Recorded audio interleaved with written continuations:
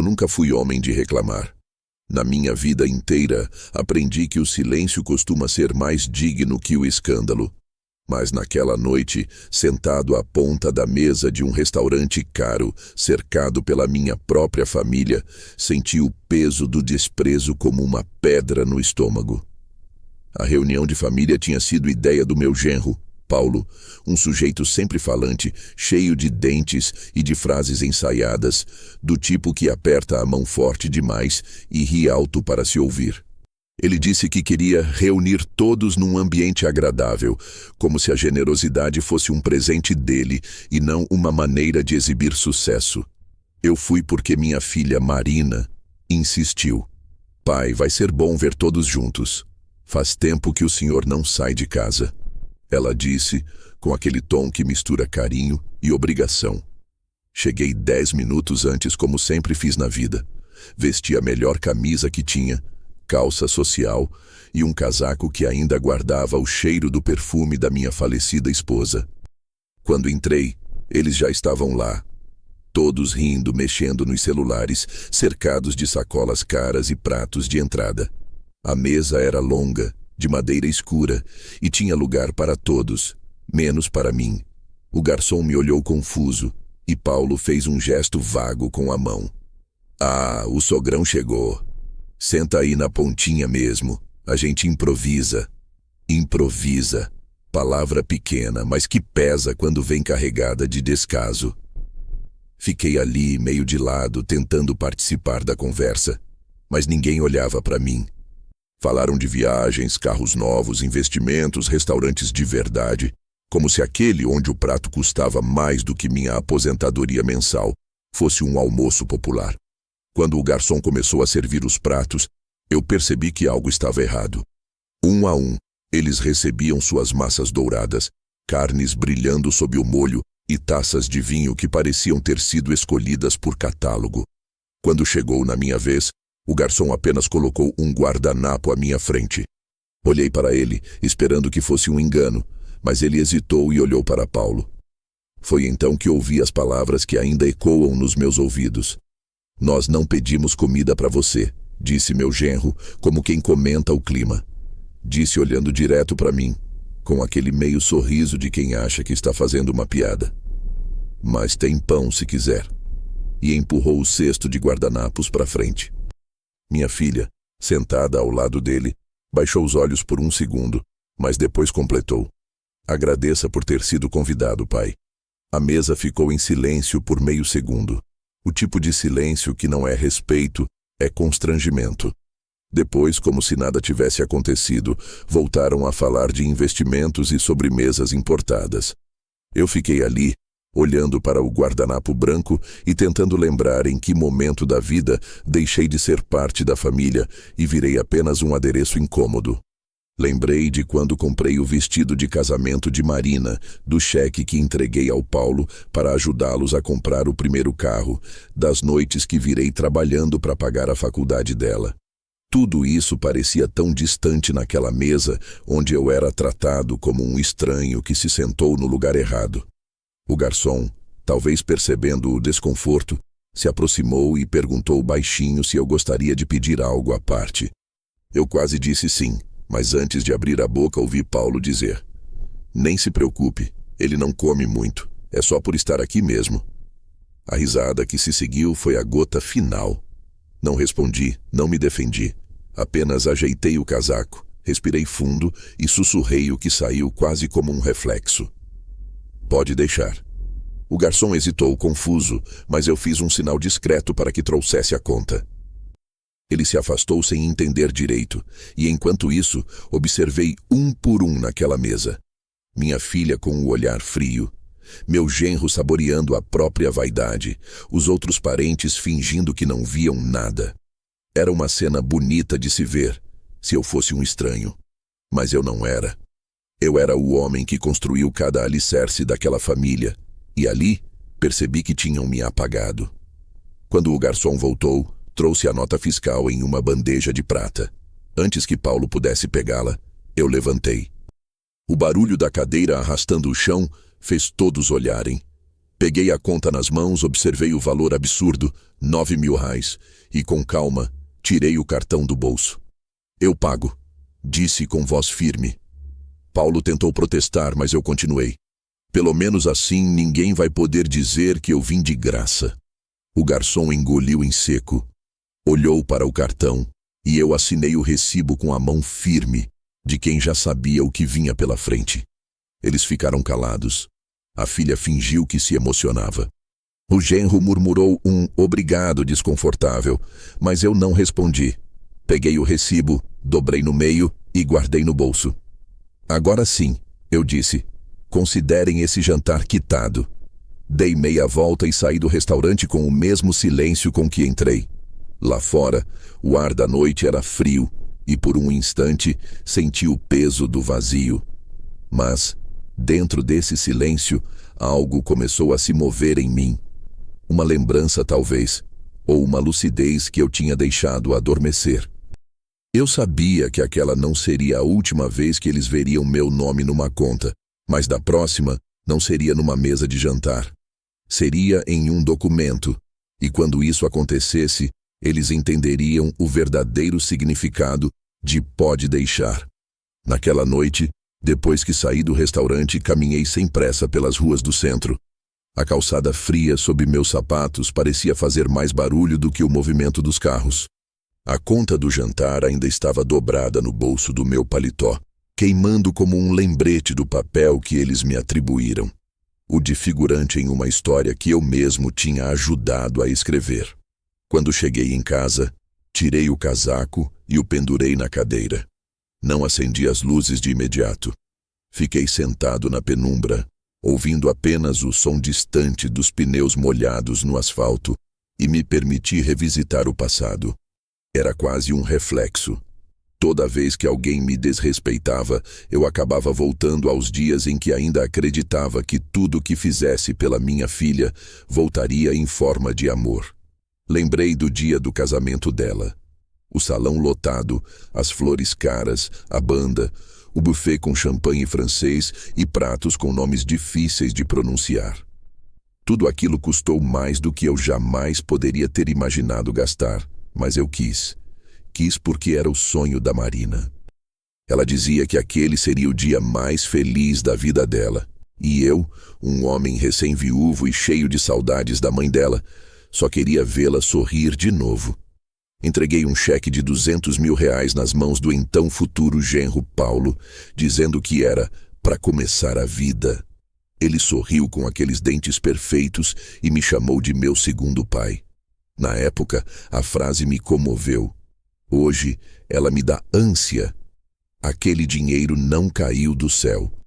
Foram anos de trabalho como representante comercial, quilômetros rodados, almoços frios em postos de gasolina e finais de semana longe de casa. Cada cifra daquele cheque vinha de uma noite sem dormir, de uma meta batida à custa de dor nas costas. Mas para mim, valeram a pena. Era o que um pai fazia, ou o que eu achava que um pai devia fazer. Depois veio a entrada da casa. Eles tinham escolhido um sobrado bonito em um condomínio novo, desses com portaria e nome estrangeiro, onde cada fachada parece competir com a outra para ver qual é mais parecida com uma revista. O banco recusou o financiamento total, e foi a Marina quem me ligou chorando. Pai, é o nosso sonho. Eles disseram que se a gente não der a entrada agora, perdemos o imóvel. Eu ouvi aquela voz e nem pensei duas vezes. Peguei o carro, fui até o banco, fiz o saque e assinei os papéis.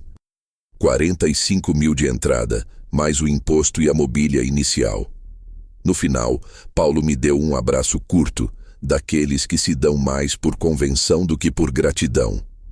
Um dia a gente devolve, sogrão. Esse dia nunca chegou. Nos primeiros anos de casados eu ainda era bem-vindo. Fazia churrascos de domingo, consertava a torneira, ajudava a podar o jardim. A cada visita via a casa se transformando num palácio. Tapetes persas, lustres de cristal, uma televisão maior do que a parede. Eu gostava de ver minha filha feliz. mesmo que o sorriso dela tivesse se tornado mais artificial com o tempo, preso entre os lábios e o orgulho. Aos poucos, o pai virou meu pai, e depois só ele. As ligações diminuíram, as visitas se tornaram frias, e os obrigado foram substituídos por olhares impacientes. Naquela noite, após o jantar, tirei da gaveta o velho fichário vermelho onde guardo meus documentos. Dentro dele, entre notas fiscais e extratos, ainda estava o recibo da transferência do cheque do casamento e a cópia do contrato da casa. Olhei para a data, 2013. Fazia mais de 10 anos. 10 anos desde o dia em que eu banquei o sonho deles. 10 anos desde que confiei que o amor seria suficiente para manter o respeito. E tudo que recebi em troca foi um guardanapo empurrado e um agradeça por ter sido convidado. Passei os dedos sobre o papel amarelado e senti algo dentro de mim endurecer. Não era raiva, era clareza. Uma clareza que vem devagar, como quem acende uma lâmpada antiga. Eu percebi que tinha passado a vida inteira tentando garantir o conforto de quem nunca quis entender o valor do esforço. E naquele momento, sentado sozinho, compreendi que talvez o maior erro de um pai seja acreditar que gratidão é hereditária. Peguei o telefone e liguei para o meu velho amigo e contador, o Sérgio. Fazia meses que não falávamos. Ele atendeu com a voz sonolenta, mas ao ouvir meu nome ficou desperto. Rapaz, quanto tempo? Que houve? Hesitei por um instante antes de responder. Nada demais, Sérgio. Só queria te perguntar uma coisa. Lembra daquele imóvel da Marina? O da Rua das Palmeiras, condomínio Santa Elise? Ele demorou um pouco e depois respondeu. Claro, lembro sim. Por quê? Suspirei. Eu ainda consto como proprietário parcial, não é? Ele fez uma pausa. Sim, 60%. Você nunca transferiu a totalidade. Ficou registrado como doação parcial. A confirmação caiu como uma pedra no meio do silêncio. Perfeito, respondi. Era só isso mesmo. Boa noite, Sérgio. Desliguei e fiquei olhando para o teto, ouvindo o zumbido baixo do ventilador. 60%. 60% de tudo o que eles achavam que era deles. Daquela sala de jantar com cadeiras importadas, do jardim que eu ajudei a plantar, da casa onde agora eu não era mais bem-vindo. 60% de uma ilusão. Peguei uma caneta e escrevi no verso do recibo do jantar. O investimento mais caro da minha vida foi acreditar que amor compra respeito. Dobrei o papel e guardei junto com o contrato da casa. Havia algo dentro de mim mudando de forma. Não era vingança. Ainda não. Era um tipo de força antiga que eu tinha esquecido que existia. Na manhã seguinte, fui até o café da esquina, o mesmo onde costumava ir com Marina quando ela ainda era adolescente e me pedia para levá-la à escola. Pedi um café preto e sentei perto da janela. Do lado de fora, vi famílias rindo, crianças correndo, e percebi o quanto minha vida tinha se estreitado em torno do que os outros precisavam de mim. E pela primeira vez em muito tempo, senti vontade de fazer algo por mim. Não para punir ninguém, mas para lembrar quem eu era antes de ser apenas o pai da Marina. Naquele dia, comecei a montar dentro da minha cabeça o que viria a ser meu plano. Não era algo pensado em raiva, mas em justiça. Eu não iria levantar a voz, não iria discutir. Eu só iria lembrar a eles que ainda existia alguém por trás das contas pagas, dos cheques assinados, das portas abertas. E que esse alguém, cansado de ser esquecido, tinha decidido não se esquecer mais de si mesmo. Nos dias que se seguiram ao jantar, não houve ligação, mensagem, nem sequer uma tentativa de explicação. Era como se a noite anterior nunca tivesse acontecido. Nenhum desculpe, nenhum foi mal entendido. Apenas silêncio, mas um silêncio que, para eles, significava encerramento, e para mim, significava o começo de outra coisa. Eu não procurei ninguém também. Não por orgulho, mas porque compreendi que havia uma linha que não poderia mais ser cruzada. E talvez, Se eu falasse, eles acreditariam que tinham vencido. Então, fiquei quieto.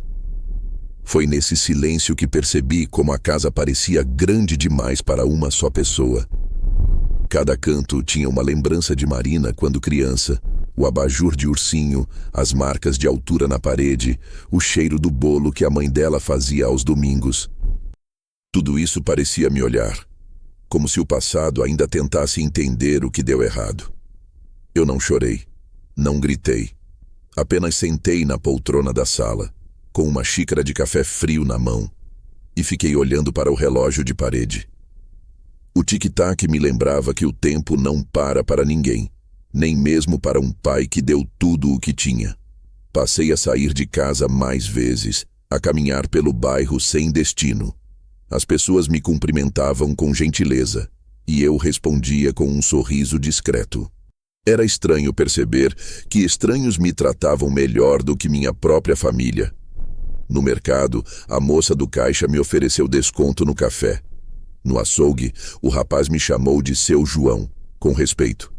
Pequenos gestos que contrastavam com o olhar de impaciência que eu via na minha filha nas raras vezes em que nos cruzávamos. Sim, porque ela apareceu. Uma semana depois, veio até minha casa, não para pedir desculpas, mas para se justificar. Estacionou o carro importado na calçada, desceu apressada e entrou sem nem bater, como quem visita um funcionário. Pai, não leve para o lado pessoal, por favor, começou ajeitando o cabelo. O Paulo só quis brincar. Você sabe como ele é. Aquele jantar era para ser leve. Leve. Essa palavra de novo. Engraçado como quem humilha sempre chama de brincadeira. Eu a ouvi em silêncio, como sempre. Quando ela terminou o discurso, cruzou os braços esperando minha reação. Eu não levei para o lado pessoal, respondi. Apenas entendi o lado de vocês. Ela não soube o que dizer. Olhou em volta, talvez esperando encontrar uma brecha no meu rosto, um traço de raiva ou mágoa que pudesse manipular, mas encontrou apenas calma. O senhor está bem? Perguntou, tentando quebrar o gelo. Melhor do que nunca, respondi. Ela assentiu devagar, deu um beijo frio no meu rosto e saiu. Fiquei olhando o carro dela sumir na esquina e pensei em quantas vezes eu tinha deixado de lado meus próprios sonhos para pagar os dela. Nos dias seguintes, o silêncio se instalou de vez. Nenhuma visita, nenhuma mensagem de bom dia. Eu sabia que eles pensavam que o velho estava chateado, mas vai passar. Acreditavam que bastava tempo para eu esquecer. E, de certa forma, esquecer foi exatamente o que fiz, mas não da maneira que eles imaginavam. Eu esqueci de esperar, de depender, de desejar que eles mudassem. Esqueci da necessidade de ser convidado. Comecei a viver em modo observador, vendo de longe os movimentos da família, como quem assiste a uma peça repetida demais. Enquanto isso, voltei a organizar meus papéis. Tirei da gaveta todos os documentos, os contratos antigos, as escrituras, os comprovantes. Eram tantos que precisei de uma tarde inteira para revisar. E quanto mais eu lia, mais entendia o quanto eles desconheciam. Era quase poético. O homem que eles achavam irrelevante ainda era o nome principal nas linhas pequenas que sustentavam o conforto deles. 60% da casa, algumas aplicações esquecidas no banco, um seguro de vida do tempo em que a mãe de Marina ainda era viva. Eles achavam que eu vivia de aposentadoria, mas o que eu realmente vivia era de prudência. Naquela semana, liguei para o Sérgio novamente e pedi que revisasse toda a minha documentação. Ele ficou surpreso, perguntou se eu ia vender algo. Ainda não, respondi. Só quero colocar as coisas em ordem. Ele me perguntou se estava tudo bem, e eu disse que sim. Mas no fundo, eu já sabia que algo estava mudando. Eu estava voltando a ser o homem que fazia planos, só que dessa vez, os planos eram apenas meus. Uma noite sentei na varanda com uma xícara de chá e olhei para o céu. Era o mesmo céu que vi quando Marina nasceu. Lembro da primeira vez que a segurei no colo, tão pequena que cabia inteira no meu antebraço. Naquela época prometi a mim mesmo que nunca deixaria faltar nada para ela. Cumpri essa promessa, e talvez por isso ela nunca tenha aprendido o valor do que tem. Quem nunca passa necessidade acha que tudo é garantido.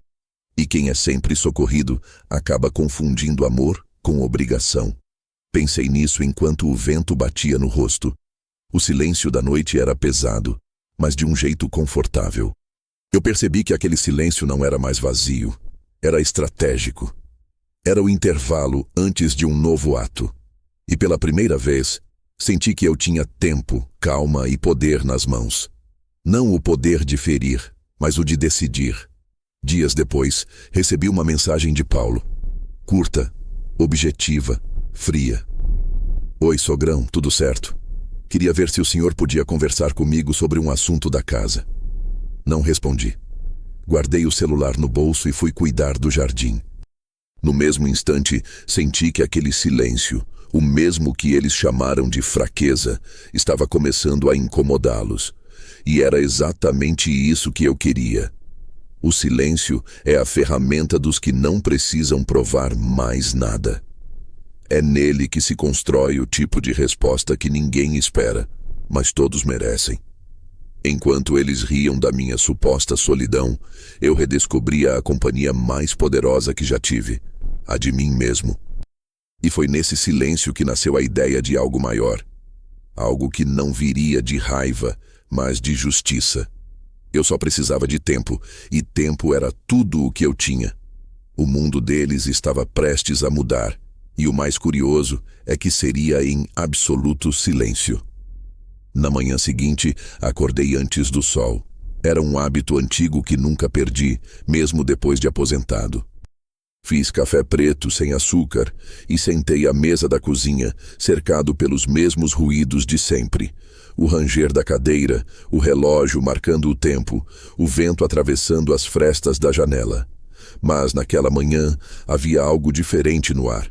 Eu sabia que o silêncio que tinha escolhido guardar estava prestes a se transformar em ação. E não era vingança, era equilíbrio. Eu só queria que as coisas voltassem ao lugar de onde nunca deveriam ter saído.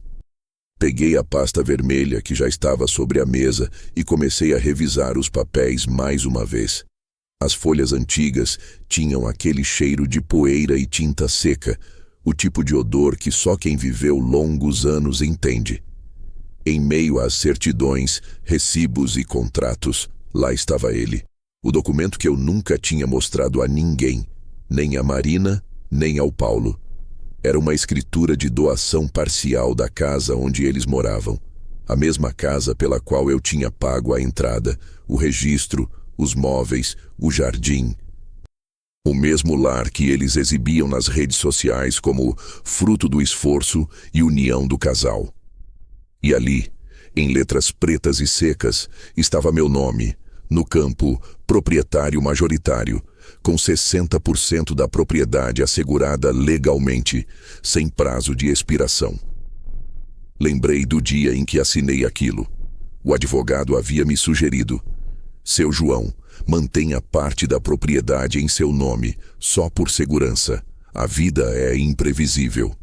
Eu, na época, achei exagero, mas acabei aceitando. E agora, mais de uma década depois, aquele conselho parecia uma semente plantada no tempo, prestes a florescer. Peguei o telefone e liguei novamente para o Sérgio. Ele atendeu com a voz ainda sonolenta. Sérgio, preciso que me envie uma cópia autenticada daquela escritura, a mais recente. E, se possível, o histórico completo da matrícula do imóvel. Ele se espreguiçou do outro lado da linha, mas reconheceu o tom da minha voz. O mesmo que eu usava quando queria resolver algo sem demora. Deixa comigo, João. Passa aqui amanhã cedo que te entrego tudo impresso. Desliguei e fiquei olhando para o papel. As linhas secas que agora carregavam um novo peso. 60%. A mesma porcentagem que eles tinham de ego, talvez. Sorri de leve, não por ironia, mas por constatar algo simples. Quem subestima o velho esquece que o velho tem tempo. E tempo é poder. Passei o resto do dia em casa, revisando outros contratos que havia esquecido. Descobri aplicações financeiras antigas, um seguro de vida que continuava rendendo juros, e até um terreno em meu nome numa cidade do interior que eu comprara por impulso, nos anos 80. Era como reencontrar partes de mim que eu tinha deixado esquecidas entre pilhas de obrigações familiares. E quanto mais eu revisava, mais eu percebia.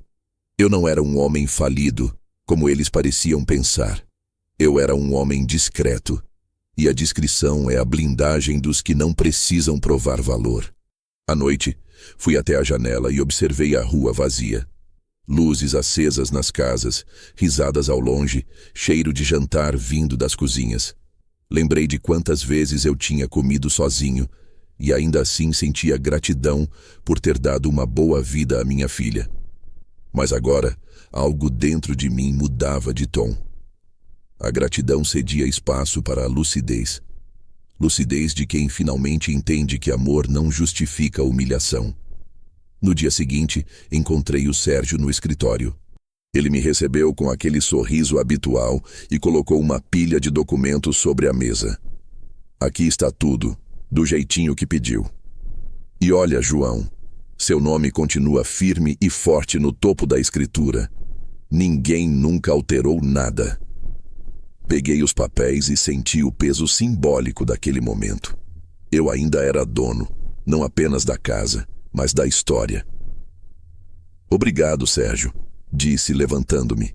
E por favor, prepare também uma cópia para o advogado, o Dr. Henrique. Quero conversar com ele ainda esta semana. Ele arqueou as sobrancelhas curioso, mas não perguntou nada. Apenas acenou com respeito e eu fui embora. No caminho de volta, parei em frente ao portão do condomínio onde Marina e Paulo moravam. Os seguranças ainda me reconheciam. Bom dia, seu João. Um deles abriu o portão sem questionar e eu entrei. Fiquei parado do lado de fora da casa, observando. A pintura estava nova, o jardim bem cuidado, as cortinas brancas nas janelas. Um cenário perfeito de propaganda familiar. Quase pude ouvir o som das risadas deles vindo lá de dentro. Eu, porém, não senti raiva, senti distância. Uma distância gelada, mas necessária. Peguei o celular, abri o bloco de notas e escrevi uma única frase. Eles esqueceram de ler o rodapé. Guardei o aparelho no bolso e caminhei até o carro. A decisão já estava tomada. Eu não ia agir por impulso, mas no tempo certo, quando as consequências fossem inevitáveis. O que estava em jogo não era dinheiro. Era o respeito que eles acreditavam ter confiscado de mim.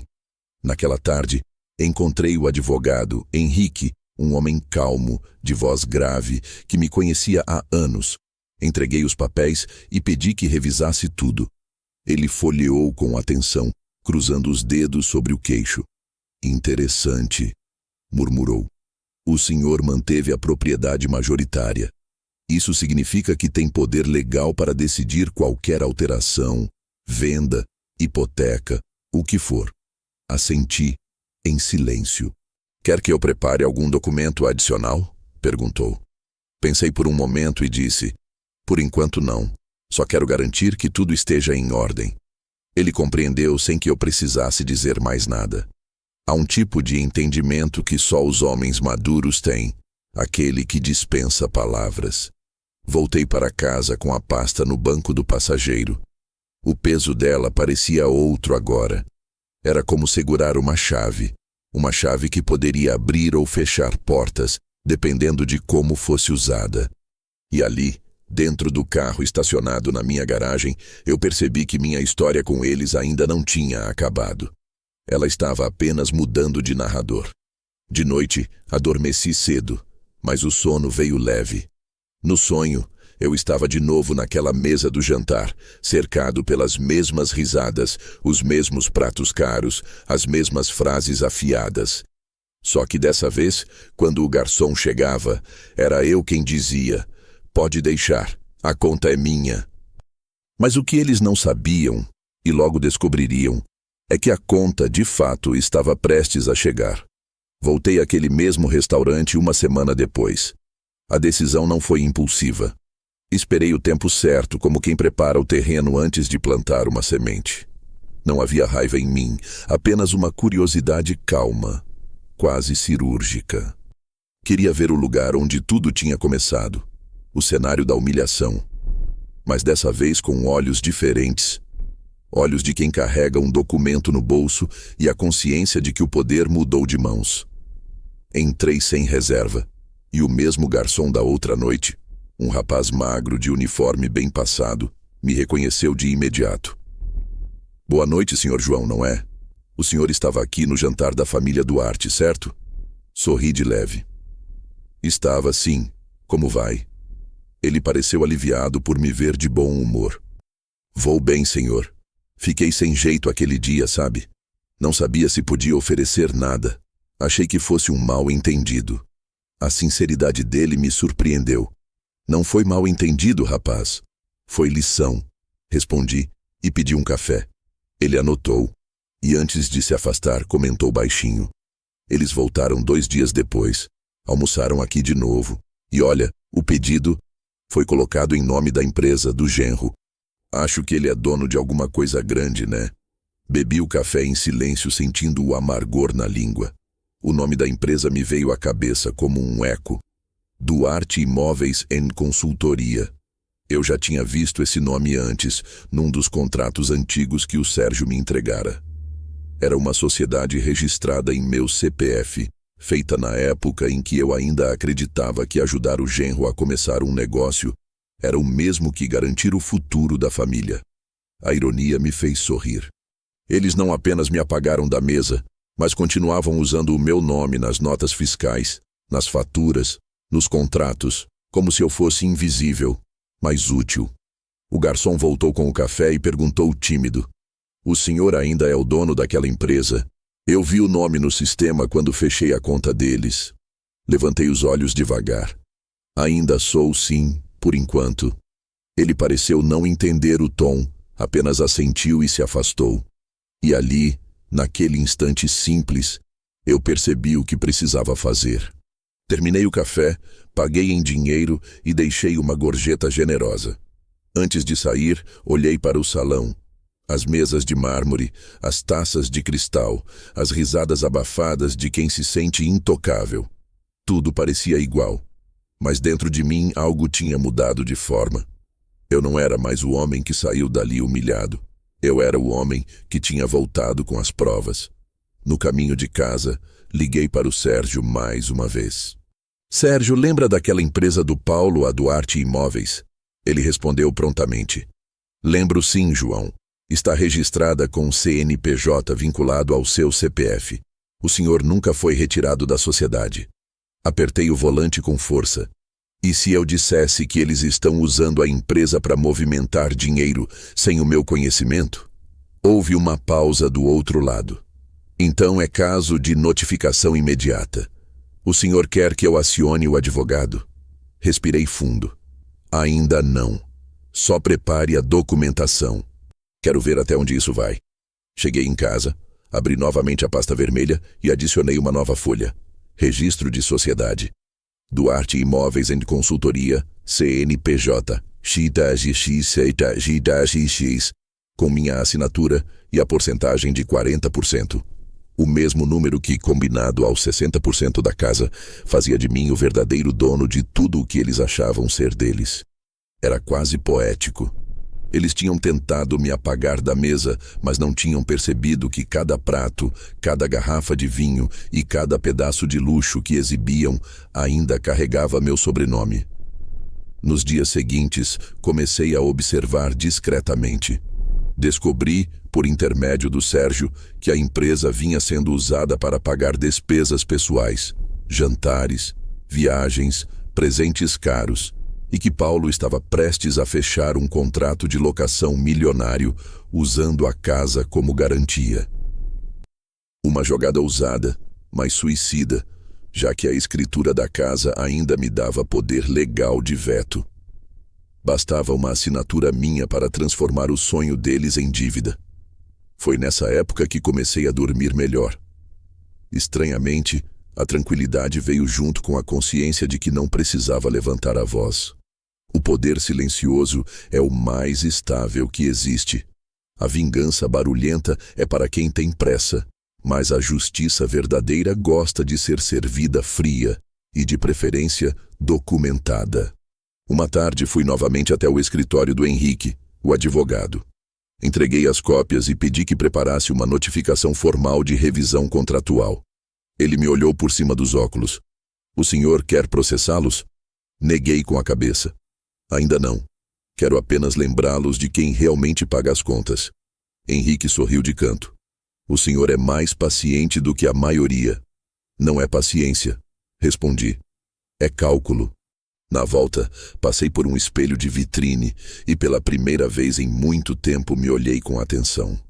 As rugas estavam mais fundas, o cabelo mais ralo, mas havia algo novo nos meus olhos: firmeza. Aquele olhar que um dia eu tive quando era jovem, negociando contratos e sustentando uma casa inteira sozinho.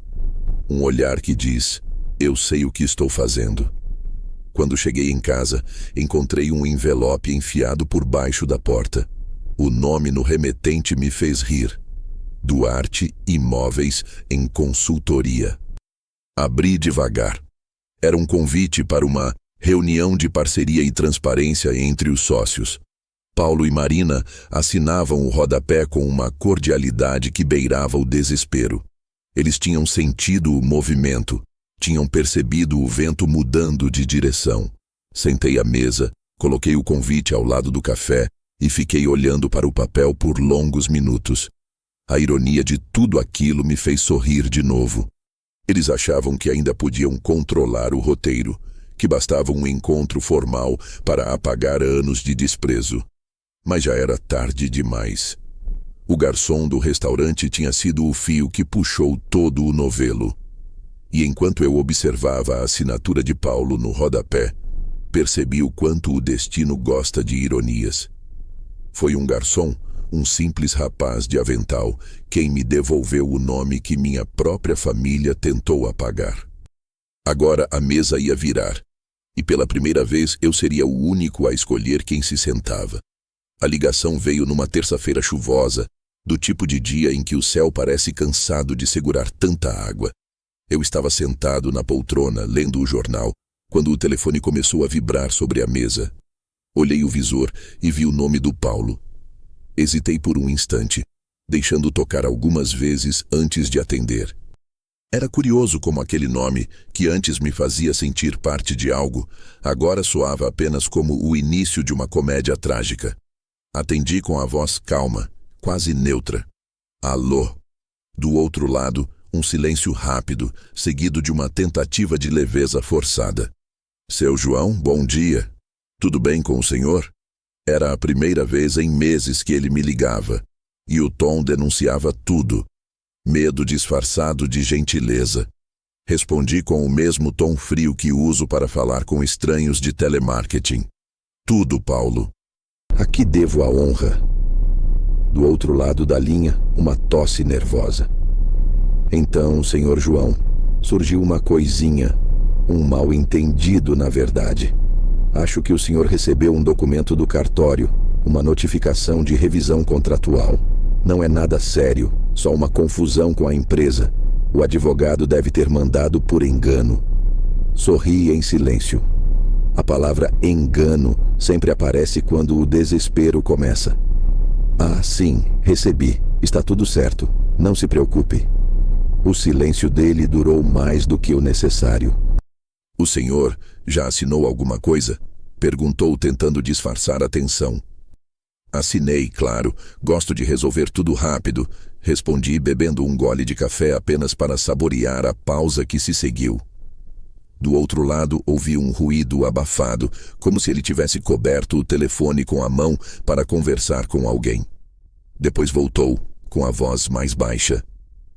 Então, senhor João, a gente queria muito conversar pessoalmente, explicar melhor.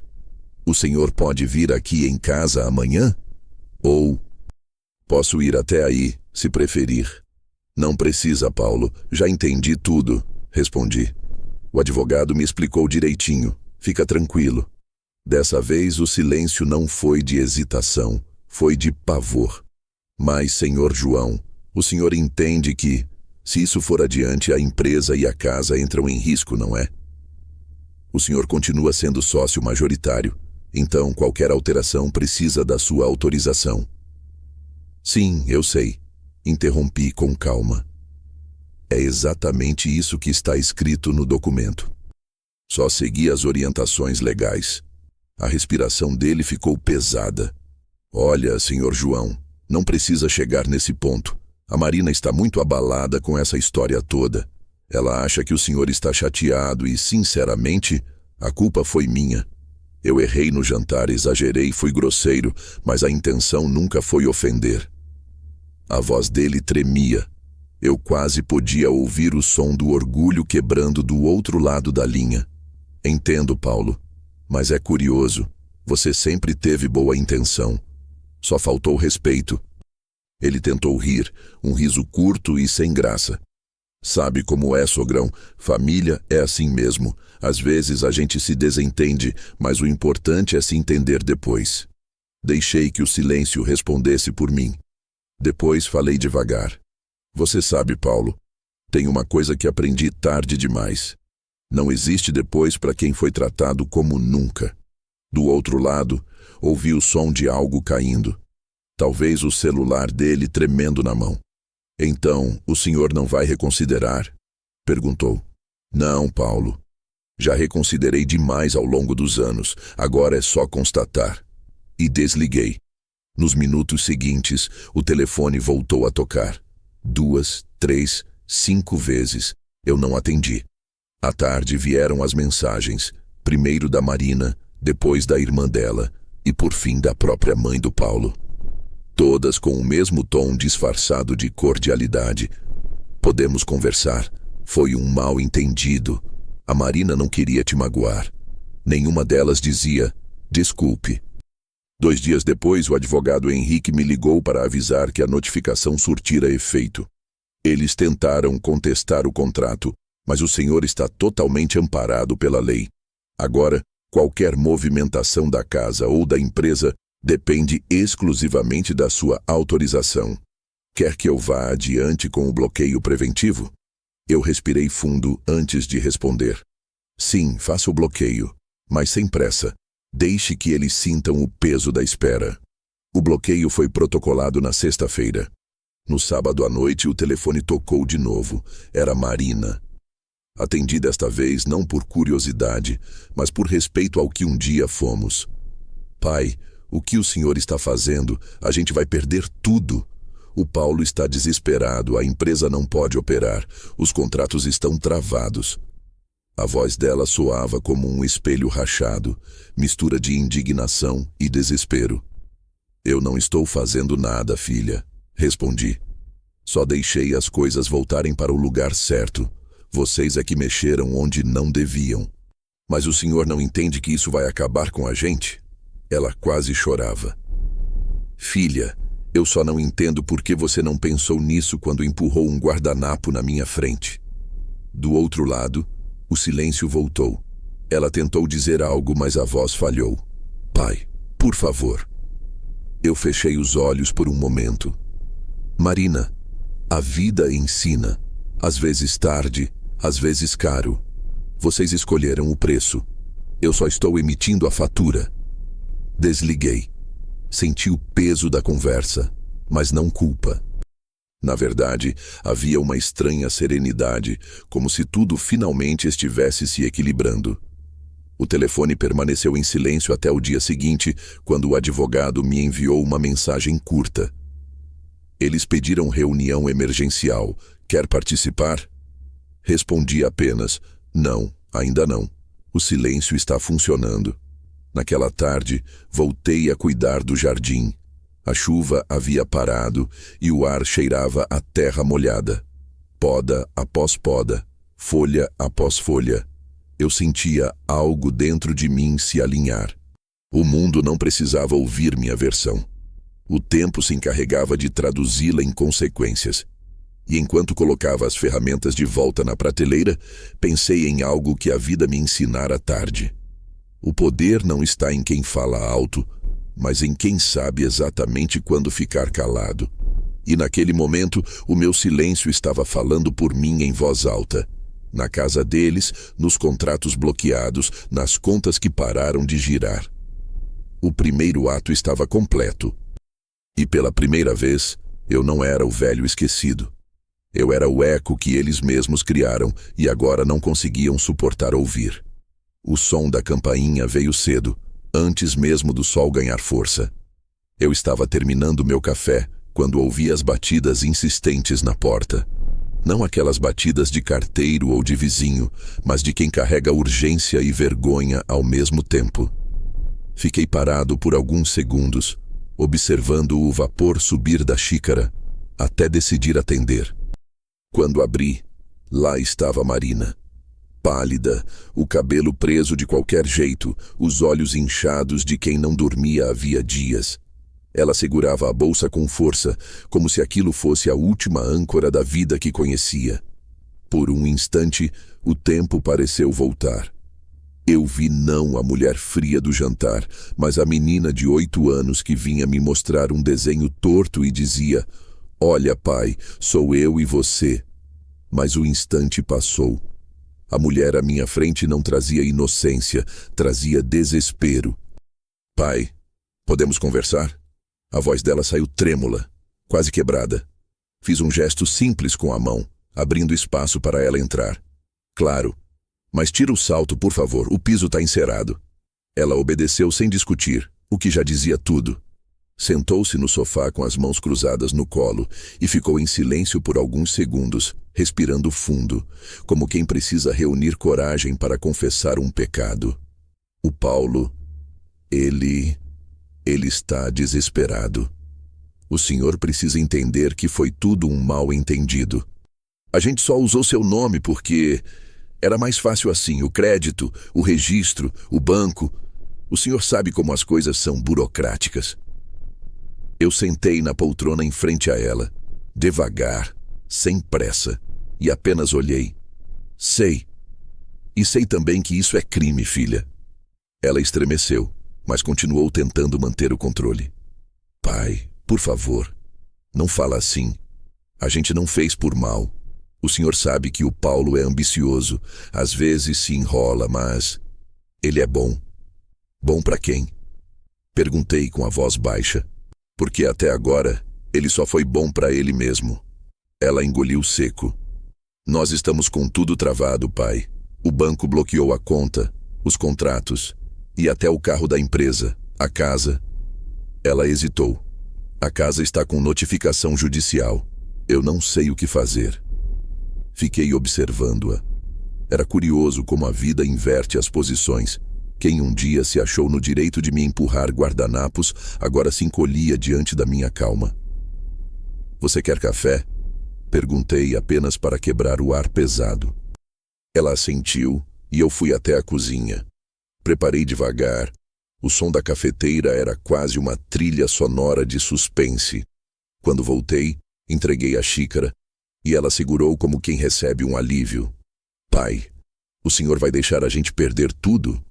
Ela levantou os olhos marejados e pela primeira vez desde o jantar, vi arrependimento ali.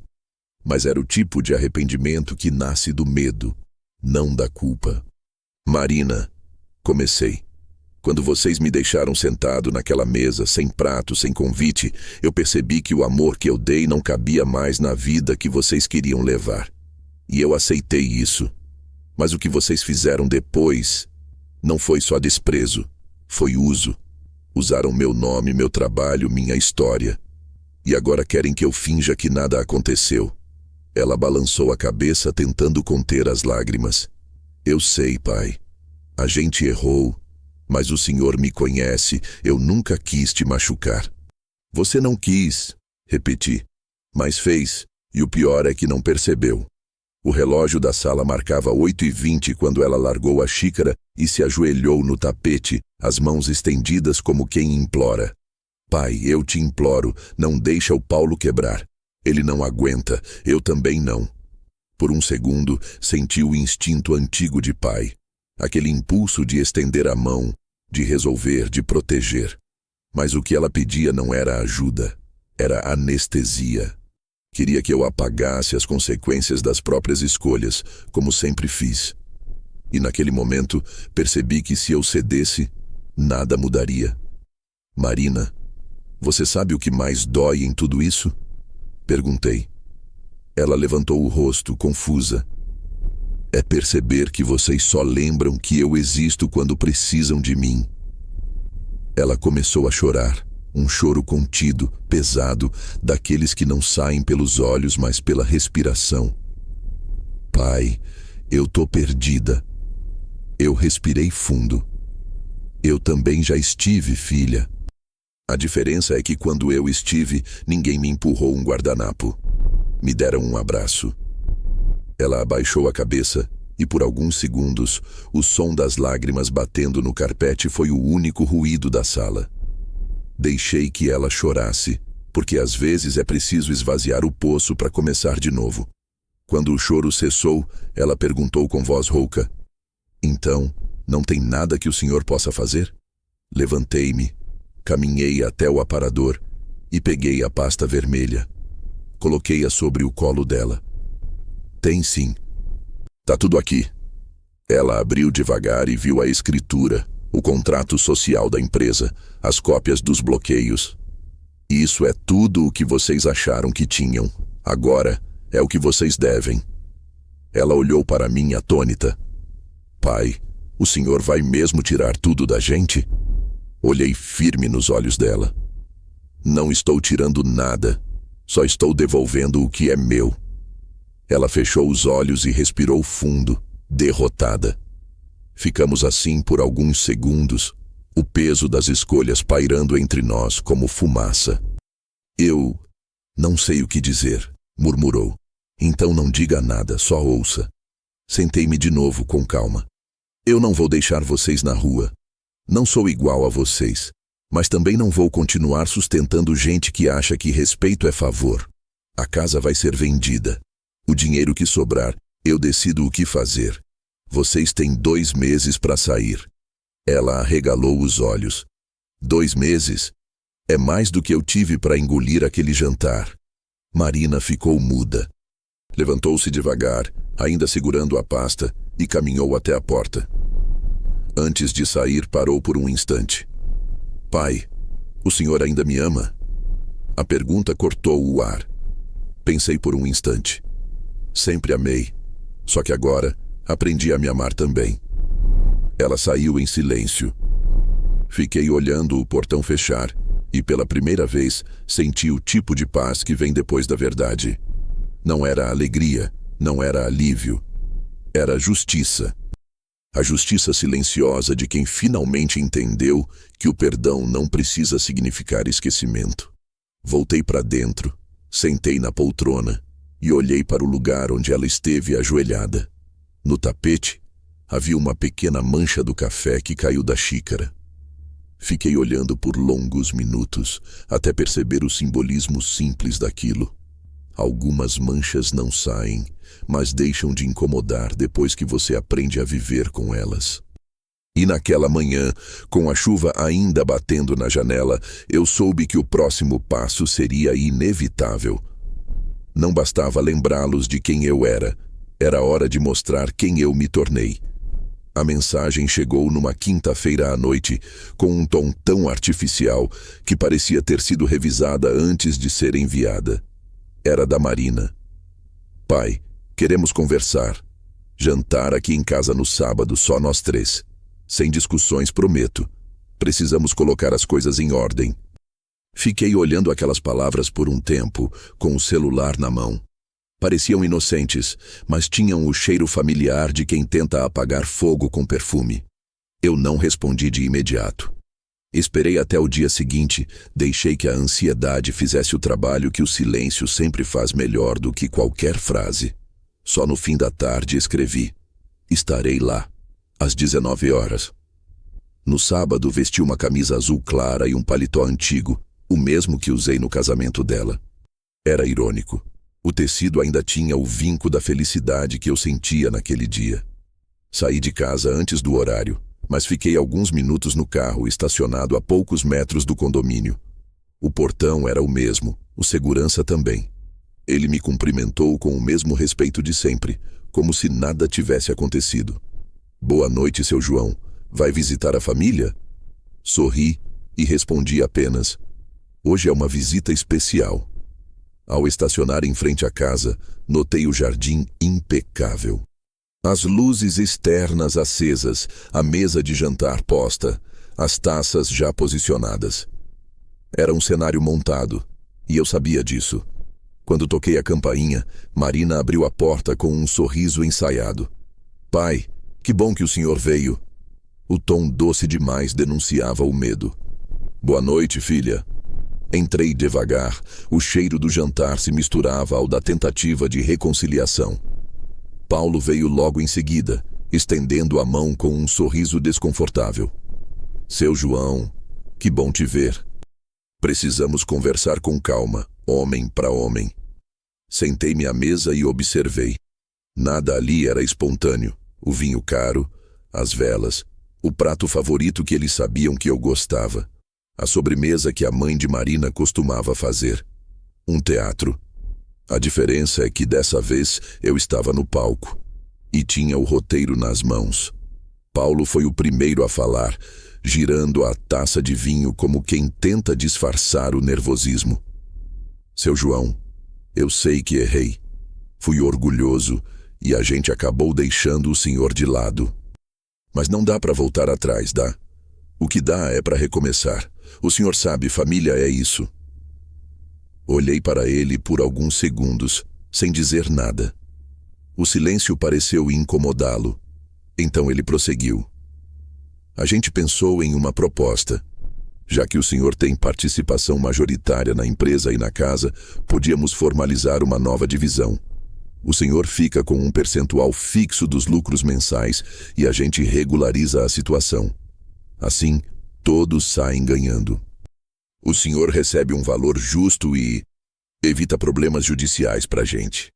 A cada palavra, a máscara de arrependimento escorregava um pouco mais, revelando o verdadeiro rosto da proposta. Não era um pedido de perdão, era uma negociação disfarçada. Marina tentou suavizar. Pai, o Paulo só quer resolver. A gente não quer brigar mais. Podemos fazer tudo de forma limpa, sem dor para ninguém. Sem dor para ninguém. Repeti, olhando diretamente para ela. Filha, dor não é o que eu sinto agora. Dor foi quando vocês acharam que podiam me usar como fiador da própria ganância. Isso aqui.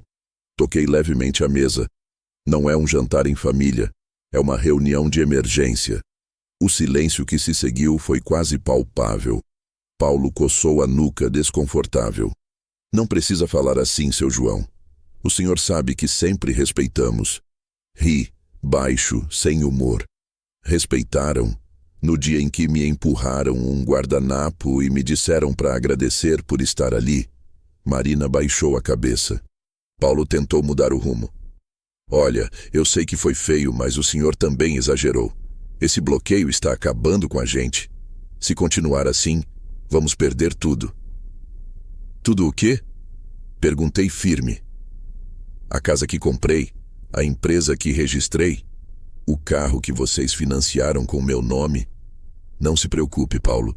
O que vocês vão perder nunca foi de vocês para começo de conversa. Ele abriu a boca para responder, mas eu levantei a mão pedindo silêncio. Eu vim aqui porque queria olhar nos olhos de vocês uma última vez antes de tomar minha decisão final, e agora já vi o suficiente. Peguei o guardanapo que estava ao lado do prato, o dobrei com calma e coloquei sobre a mesa. Lembram desse gesto? Perguntei. Lá no restaurante vocês me ofereceram um guardanapo em vez de um prato. Hoje eu devolvo o favor. O olhar de Marina se encheu de lágrimas e ela começou a balbuciar algo, mas eu continuei. Dessa vez, quem decide quem fica à mesa sou eu.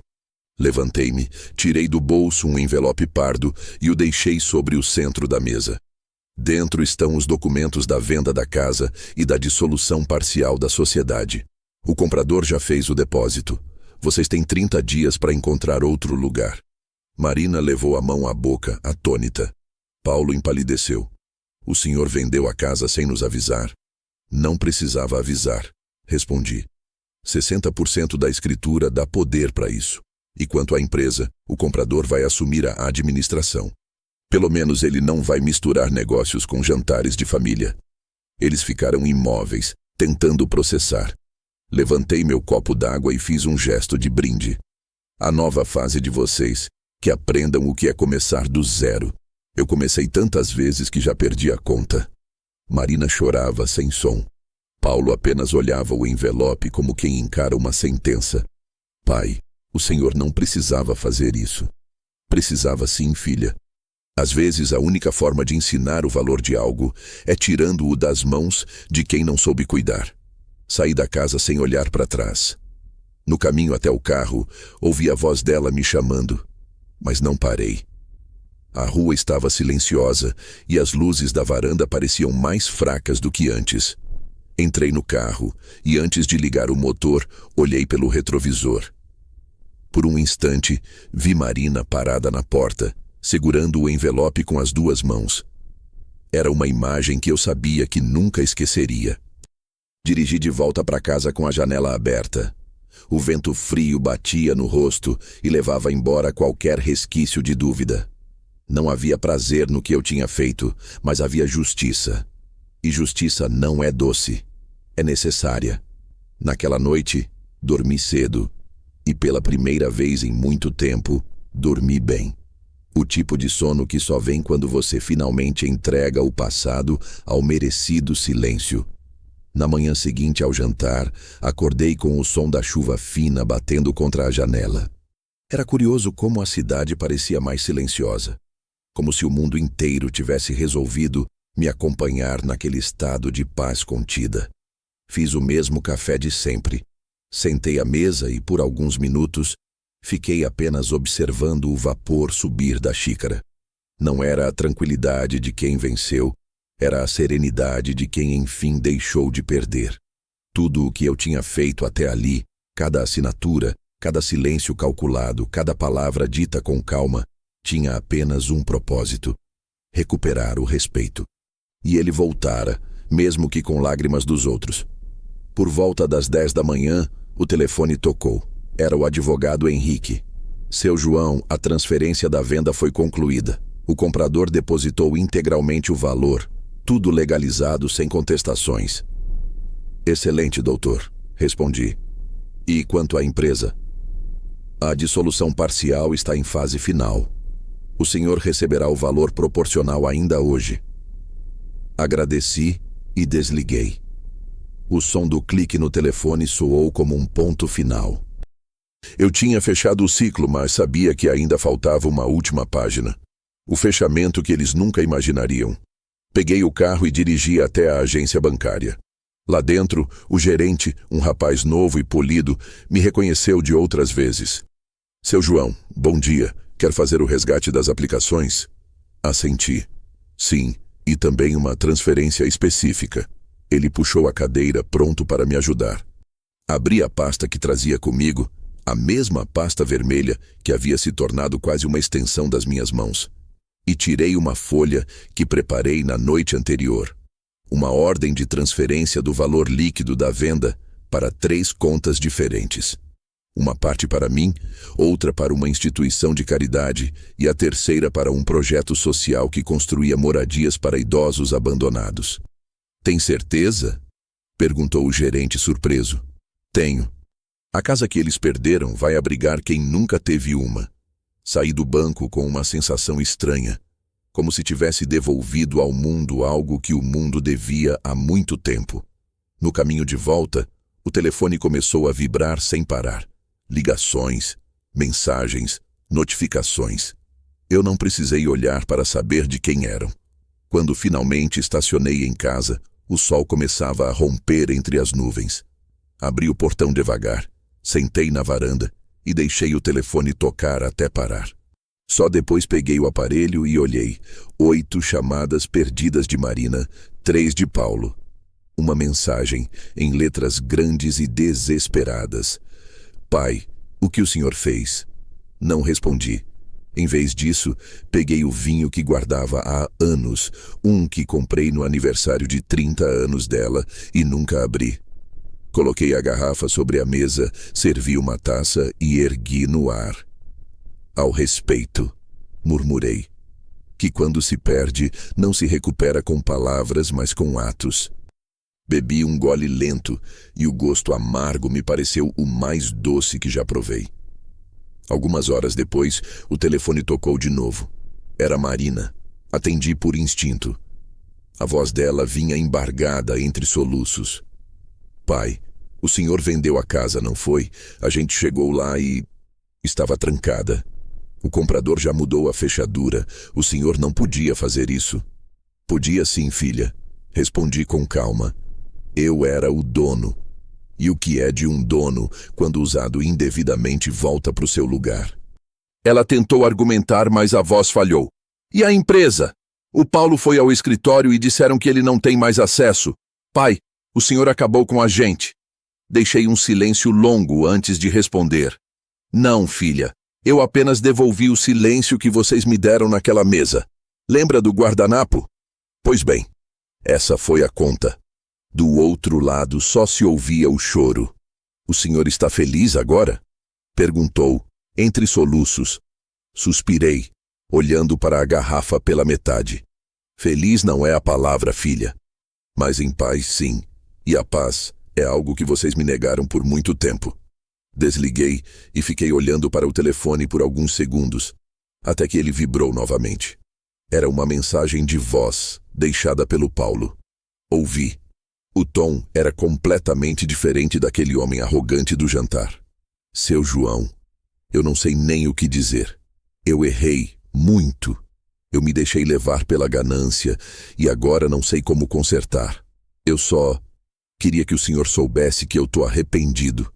Apaguei a mensagem sem salvar. Porque arrependimento, quando vem depois da perda, é apenas o reflexo do medo. E medo não é respeito. No domingo, acordei cedo e decidi dar uma caminhada pelo bairro. Era impressionante como tudo parecia mais leve. Cumprimentei o padeiro, o vizinho que varria a calçada, o cachorro que sempre dormia na esquina. Todos me sorriram, e eu percebi que pela primeira vez em muito tempo, meu nome voltava a significar algo simples: dignidade. À tarde, sentei novamente na varanda, o sol caindo devagar atrás das árvores. Peguei o caderno onde às vezes escrevia pequenos pensamentos e abri na última página. Escrevi: eles me ensinaram o preço da ingratidão. Eu ensinei o valor do silêncio. Fechei o caderno e olhei para o horizonte. Então, o inesperado. Uma sombra se aproximando do portão. Era Marina. Sozinha. Trazia nas mãos um envelope branco. Pai, por favor, só me escute. Fiquei quieto e ela continuou. Aqui dentro está um documento do novo apartamento que alugamos. Vamos recomeçar do zero. Eu sei que o senhor não vai acreditar, mas... obrigada por me fazer enxergar o que o dinheiro não compra. Deixei que ela colocasse o envelope no batente e se afastasse. Quando a vi dobrando a esquina, peguei o envelope e o deixei sobre a mesa, sem abrir. Ao lado, coloquei minha taça de vinho e fiz mais um brinde, sozinho, mas não solitário. A liberdade, murmurei. As lições que custam caro, mas valem cada centavo. O vento da tarde balançava as cortinas e trazia o cheiro de terra úmida. Olhei em volta e percebi que a casa parecia diferente, não porque eu a tivesse mudado, mas porque, finalmente, ela era minha em todos os sentidos. Nenhum documento, contrato ou escritura poderia expressar isso melhor. A conta, enfim, estava paga, e eu, pela primeira vez, não devia nada a ninguém. O domingo seguinte amanheceu claro, o tipo de dia em que o tempo parece querer começar de novo junto com você. O sol entrava pelas janelas com uma suavidade que eu não via há anos. A casa estava silenciosa, e pela primeira vez esse silêncio não doía. Era o som da tranquilidade, não mais da ausência. Caminhei até a cozinha devagar. sentindo o chão frio sob os pés descalços, e pensei no quanto o mundo muda quando a gente para de correr atrás de quem não olha para trás. Coloquei água para ferver, cortei cebolas, alho e um pedaço pequeno de carne. Resolvi preparar um almoço simples, o tipo que aprendi com a mãe da Marina, quando ainda éramos jovens e tínhamos pouco, mas nos bastávamos. À medida que o cheiro se espalhava pela casa, percebi que fazia muito tempo desde a última vez que cozinhei só para mim, sem pressa, sem pensar em quantas pessoas viriam, sem me preocupar se alguém iria criticar o tempero. Era apenas eu, a panela e uma música antiga tocando baixinho no rádio. Enquanto mexia o molho, lembrei do jantar que iniciou tudo. O guardanapo, as risadas, o olhar frio da minha filha. Lembrei também da voz dela tremendo na minha sala, das lágrimas, do envelope na porta, do pedido de desculpas tardio. E percebi algo simples. A vida se encarrega de devolver a cada um o que é seu, mesmo que demore. Eu não precisei gritar, não precisei vingar. Bastou deixar o tempo fazer o que sempre faz, revelar o valor das escolhas. Sentei-me à mesa e servi o prato. Coloquei também uma taça de vinho, a mesma garrafa que abri no brinde anterior. Ao lado do prato, deixei o envelope que Marina havia trazido. Ainda não tinha aberto. Não porque eu quisesse guardar rancor, mas porque aprendi que algumas respostas não precisam ser lidas para serem entendidas. Olhei para ele por um instante e sorri. Comi devagar, sentindo o sabor do molho misturado ao silêncio. Havia uma doçura na solidão, algo que só quem passou pela tempestade entende. O primeiro garfo me lembrou que o paladar volta quando o coração para de amargar. O segundo me fez rir sozinho, lembrando das vezes em que me chamaram de velho cansado. Cansado, talvez, mas agora descansado. Depois do almoço, lavei a louça, sequei as mãos num pano limpo e fui até a varanda. O sol já descia e o céu começava a se tingir de laranja. Sentei na cadeira de balanço e observei as folhas balançando lá fora. Foi ali, naquela calma que não precisa de testemunhas, que percebi que a vingança mais silenciosa é viver bem depois de ser descartado. Não precisei destruir ninguém, apenas reconstruí a mim mesmo. Peguei o caderno onde tenho escrito pequenos pensamentos desde o início dessa história. Na última página, anotei: aprendi que há 2 tipos de mesa, a que te humilham e a que você constrói sozinho. Em ambas, o que define o banquete é o respeito. Fechei o caderno e o deixei sobre o parapeito junto ao prato vazio. Mais tarde, o telefone tocou. Um número desconhecido. Atendi por curiosidade. Era uma voz jovem, feminina. Seu João, aqui é Beatriz, da instituição Lar Esperança. Queríamos agradecer pela doação. Com o valor que o senhor enviou, conseguimos terminar a reforma do refeitório. As senhoras pediram para dizer que vão colocar seu nome numa plaquinha lá. Senti um nó na garganta que não era tristeza. Era reconhecimento. Não precisa de placa, minha filha. Só me promete que ninguém vai passar fome ali. Prometo. Ela respondeu com uma alegria simples. Depois que desliguei, fiquei olhando para o horizonte e pensei que talvez essa fosse a verdadeira herança. Deixar algo de bom no lugar onde antes só havia dor. Marina e Paulo tinham aprendido a perder. Eu, finalmente, tinha aprendido a me bastar. O sol se pôs devagar e a casa mergulhou na penumbra. Acendi uma única luz, aquela que ficava perto da janela, e fiquei ali, observando o reflexo da minha própria sombra na parede. Não parecia mais um homem velho. Parecia alguém em paz. Peguei o último gole de vinho e levantei a taça no ar, como quem faz um brinde invisível. A vida, murmurei, que sempre dá a chance de escolher de novo, desde que a gente tenha coragem de dizer basta.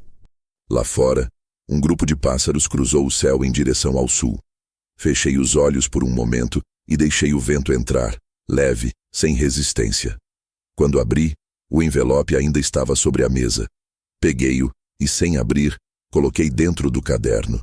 Depois fui até a cozinha, apaguei as luzes e deixei a casa mergulhar no mesmo silêncio em que tudo começou. Mas agora, esse silêncio era meu e tinha o gosto inconfundível da paz.